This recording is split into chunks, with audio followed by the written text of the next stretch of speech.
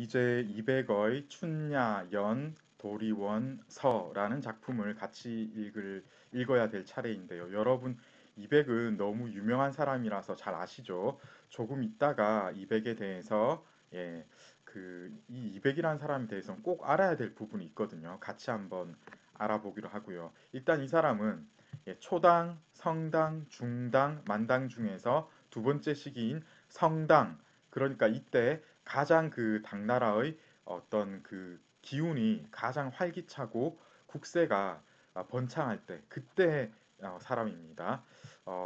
흔히들 이제 이백을 시선이라고 하죠. 그래서 쌍벽을 이룬 사람이 시성이라고 불리는 두보, 이렇게 두 사람이 서로 라이벌 관계였는데, 사실 이백이 두보보다 몇 살 많았고, 특히 이제 두보는 이백하고 관계를 여러 편 글로 남긴 게 있습니다. 시를 참 많이 남겼어요. 조금 있다가 이제 그 짧은 네 구절을 보면서 이백이 두보에 의해서는 어떻게 보여지는지 한번 보도록 하겠습니다. 이 작품은요, 이 그대로 번역을 여러분들이 하실 수가 있어요. 봄밤에 도리원이라는 데에서 잔치를 여는데 거기에 서문을 달았다, 이런 뜻입니다. 그죠? 자, 그래서 이게 이제 뭐냐면은 봄날 밤에 형제와 친족들과 함께 복숭아 오약꽃, 복숭아꽃, 복숭아꽃하고 그리고 오약꽃이 만발한 공원에 그 어떤 이 정원에서 잔치를 벌이면서, 이 잔치를 벌이면 술 마시면서 시를 읊는 게 이 시대 때의 풍속이잖아요. 그죠? 이럴 때 그 이런 여러 사람들의 작품을 정리하면서 이제 이때 참석했던 사람 중에 아무래도 이제 이백이 제일 연장자이고, 그리고 이제 학식도 있다가 보니까 이 서를 쓰게 된 겁니다. 그래서 이것은 이제 펼쳐낸 문장인데, 이게 이 작품의 가치가 굉장합니다. 이게 이제 몇몇 구절은 동양에서 대대로 전해 내려오는 명구라 가지고 수많은 사람이 인용해 왔고, 여러분들도 당연히 알아야 되는 그런 명구가 있거든요. 조금 이따가 소개를 해드리도록 하겠습니다. 우선 이제 우리는 이백이라는 이 작가에 대해서 조금 알아야 되겠는데요. 이백은요, 그야말로 일필휘지의 천재, 그러니까 붓을 딱 들면은 그냥 쭉쭉 나가는 겁니다. 붓을 딱 든 순간부터 뗄 때까지 망설임 없이 쭉쭉 나가서 글을 한번 완성을 하는 그런 스타일의 천재적인 작가였죠. 그죠? 순간적인 재치가 번뜩이는 그런 스타일이었습니다. 두번은 반대입니다. 몇 번의 퇴고 끝에 시를 완성했다고 하거든요. 그러니까 이 사람은 어떤 식으로 시를 썼다고요? 계속해서 고치고 고치고 또 고치고 해서 굉장히 조탁을 많이 한, 다듬은 그런 식구를 위주로 해서 시를 완성을 했습니다. 따라서 이백을 좋아했던 사람들의 경향은 주로 이제 호방한 어떤 기운을 사랑을 했던 것 같고요. 두보를 좋아했던 사람들은 이 두보의 그 어떤 그 섬세한 감각, 이런 것들을 좋아했던 것 같아요. 참고로 말씀을 드리자면요, 우리나라에서는 중국에서도 사실 마찬가지입니다. 특히 이제 학문을 제대로 공부를 한 사람들은 이 두보시를 편애를 했습니다. 더 좋아했습니다. 그런데 예술적인 어떤 취향에 따라서는 이백과 두보는 서로 우열이 있을 수가 없는 거죠. 그죠? 또 하나 이제 참고로 말씀드리자면은 그 우리 고려대학교에서 오랫동안 근무를 하셨고, 음, 중국 고전 문학에서부터 현대 문학까지 다 이제 강의를 두루 하신 허세욱 선생님 같은 경우에는 이백을 정말 좋아하셨어요. 그래서 이제 이백처럼 뭔가 일필휘지로 굳건한 기상으로 어, 충격적인 돌파의 감각, 뭐 이런 것들을 선호하셨던 것 같아요. 그래서 이제 두보보다는 200에 대한 어떤 편애가 제가 그 선생님 수업을 들을 때마다 느낄 수가 있었습니다. 자, 이 200의 출생지에 대해서는 일치하지 않는 여러 가지 의견들이 있는데, 현재 가장 많이 얘기되고 있는 것은 키르기스스탄이라고 지금 얘기하고 있는, 이게 중앙아시아죠, 그죠? 여기에 태어났다고 합니다. 자, 그러면요, 이때는요, 중국의 어떤 행정력이 여기까지 미칠 때도 있고 미치지 않았을 때도 있었어요. 그런데 이제 당나라 때는 아주 이제 중국이 팽창하는 시기였기 때문에 사실 이곳까지 중국의 세력이 미쳤다고 봐야 되고요. 그런데 사실 3살, 4살 이렇게 어렸을 때 이백은 사천성의 성도, 성도, 청두죠, 그죠? 여러분 아는 그 큰 도시입니다. 이 근처로 이주를 해서 사실상 중국 문화권에서 자랐습니다. 굉장히 부유한 상인 집안 출신이었는데 젊었을 때는 좀 약간 망나니 짓을 많이 했다고 해요. 그런데 자기를 바른 길로 이끌어주는 사람을 만나서 도교에 귀하고 시창작을 하게 됩니다. 그리고 25살 때부터는 뭔가 이제 그래도 이제 이 혈기를 공부에만 이렇게 이제 계속해서 몰두를 할 수 없어가지고 각지를 중국 각지를 유랑을 시작하는데 먼저 강남 일대로 갔습니다. 그래서 이제 강남이라고 하면 역시 이제 그 중국 문화의 본거지라고 할 수 있는 거죠, 그죠? 상대적으로 중국 역사의 발상지는 중원 쪽에서 약간 북쪽이었어요. 그런데 워낙 이제 북방 유목민들하고의 그 알력이 계속 있어 왔기 때문에 이 북방에 가까운 중원 쪽은 파괴가 되고 다시 살아나고 이런 일들이 계속 반복되다가 보니까 어떤 그 문화가 연속적으로 이어지는 그런 게 조금은 약했는데 반면에 강남 일대는 어떻습니까? 예, 한대 이후로 계속해서 번화한 그런 공간이었거든요. 그래서 그 어떤 전통의 문화를 만끽할 수 있는 공간은 역시 강남이었다. 따라서 이 사람은 강남 일대를 유람하면서 참 많은 것들을 보고 배우게 되는데 35세, 10년 후에는 이 과정에서 결혼도 한 2번 합니다. 예. 제가 이제 언급은 안 했는데 예, 결혼도 하고 뭐 좀 결혼 생활에 이 사람이 만족하면서 정착했을 사람이 아니죠. 다시 이제 뭐 낙양, 태원 이 약간 위로 갑니다. 이러면 강남이 아닌 거예요. 여기는 약간 위거든요. 거기도 가서 이제 유람을 하면서 어, 나중에 이제 37세가 되면은 은거해서 시 창작에 몰두하는데 이때 그의 시에 대한 명성이 전국적으로 이제 확산이 되는데요. 그 확산세에 발맞춰 가지고 장안에 유람하면서 과거 응시하는 이런 이제 개인적인 경험도 했는데 당연히 낙방을 합니다. 이 시대 때는요. 한마디로 이 과거라는 것이 어떤 유력한 가문이나 유력한 세력의 스폰서를 받아야 돼요. 좀 희한하죠. 예. 그 중국의 과거 제도의 시행 역사를 보면요. 공정하게 치러질 때도 있었지만은 지금 제가 말씀드린 것처럼 약간 그 편파적인 그런 형태의 과거가 치러졌을 때도 상당히 많은데요. 이때는 언제입니까? 당현종 때죠.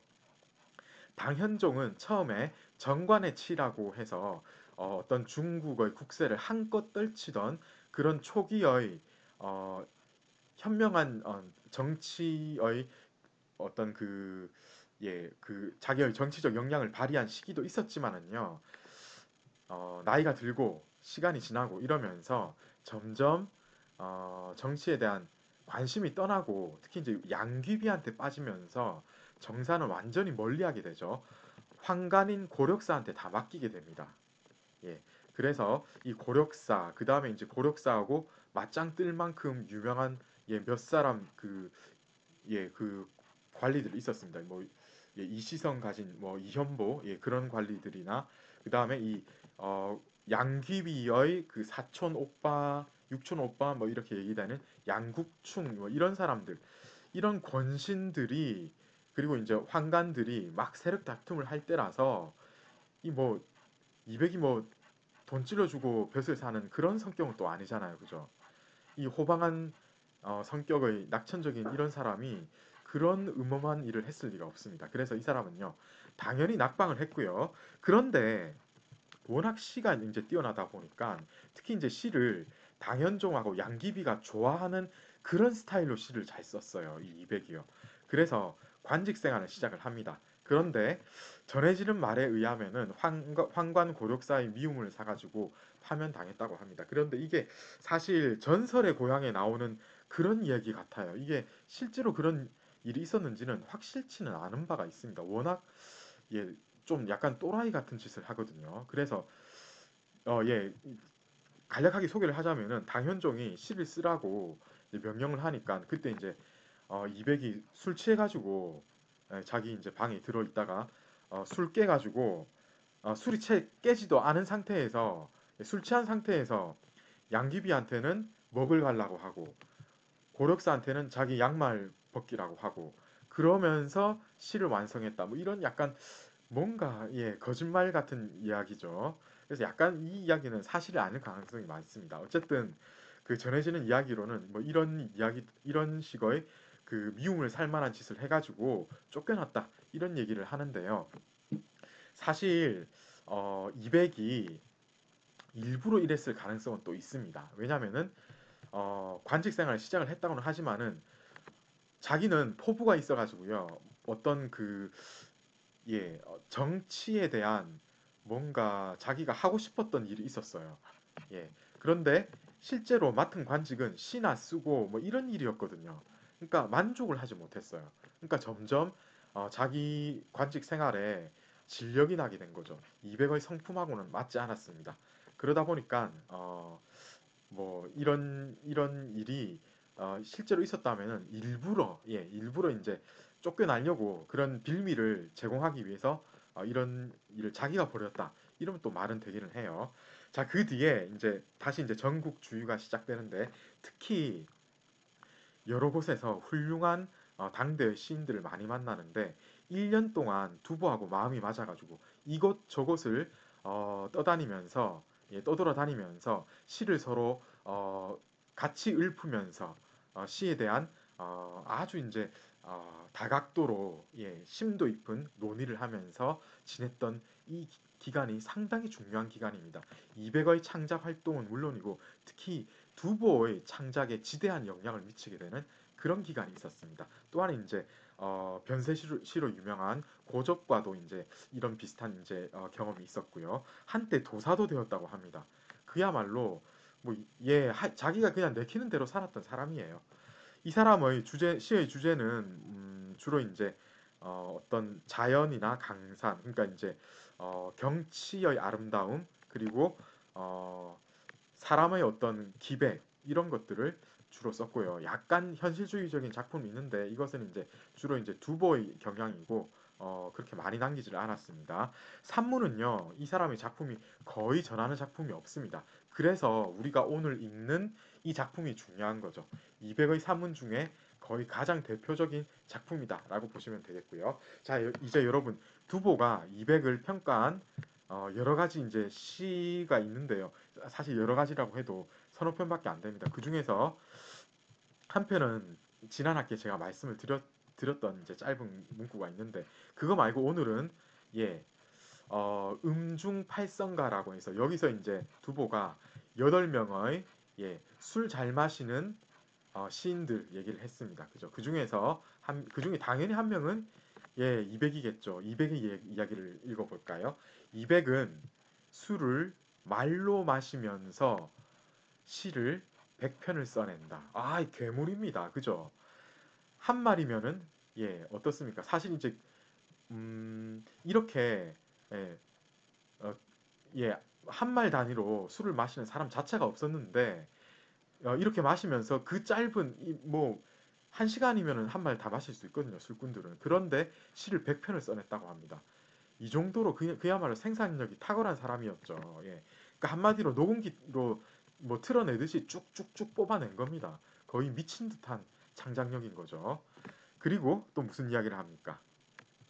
장안 저작거리의 그 뭡니까 이게 술집에서 예 잠을 자면서 이렇게 뭐 시간을 보내는데 천자가 불러가지고 이리 좀 오라고 했는데도 배를 안 타고 스스로 자기를 청하기로는 뭐라고 이야기합니까? 술 마시는 그런 신선이다. 이렇게 얘기를 했다고 하네요. 그죠? 자기가 이제 술 마시는 그런 신선인데 어떻게 천자의 부름을 받고 갈 수가 있겠는가? 그러니까 여기서 딱 얘기가 드러나는 게 무엇입니까? 이백은 술을 정말 잘 마셨다.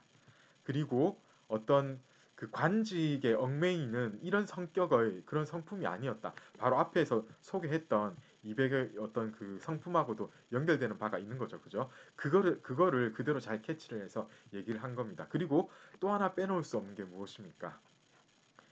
창작력이 탁월했다. 그죠? 아주 짧은 시간에 100편이나 시를 지어낼 정도로 그야말로 천재였다. 이런 얘기를 하고 있는 겁니다. 자, 이제 여러분, 우리는 200의 예, 아주 이제 빈약한 별로 남기지 않은 그 산문 중에 가장 유명한 산문을 만나보도록 하겠습니다.